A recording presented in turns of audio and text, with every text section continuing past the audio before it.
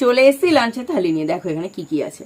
এখানে আছে ভাত, এগুলো কিসের পকোড়া বলো তো? বেসন আর ধনেপাতা। ধনেপাতাগুলো ট্রান্সপারেন্ট হয়ে দেখা যাচ্ছে। আর এখানে আছে বেগুন ভাজা, এটা হচ্ছে বিউলির ডাল ধনেপাতা দিয়ে।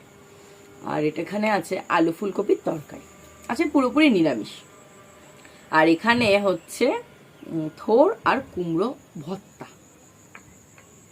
খাই।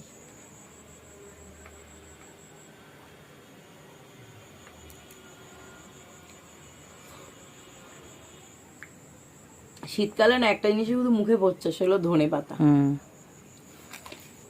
ওটা যেখানে পড়ে খুব সুন্দর লাগে। হয়েছে বেশ পকোড়াটা। আগে হ্যাঁ, চুল জ্বালাচ্ছ আমাকে খাওয়ার সময়। চোখ বন্ধ করে করে খাচ্ছে। হ্যাঁ, আমার না খাওয়ার সময় কেউ জ্বালালে খুব রাগ হয়। ফুলকপি শীতকালটা না চলে গেলে কান্না পায়। এত রকম সবজি, আলু পটল আর ডাটা।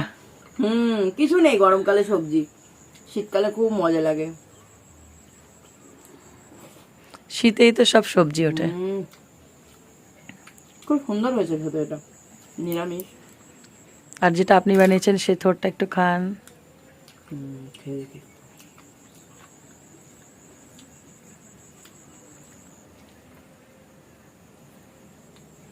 ভালো হয়েছে, মিষ্টি মিষ্টি। কেমন হয়েছে? ভালো হয়েছে, এটা খুব ভালো লাগে।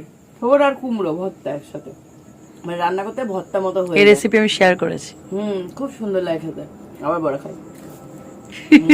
ব্যাপক।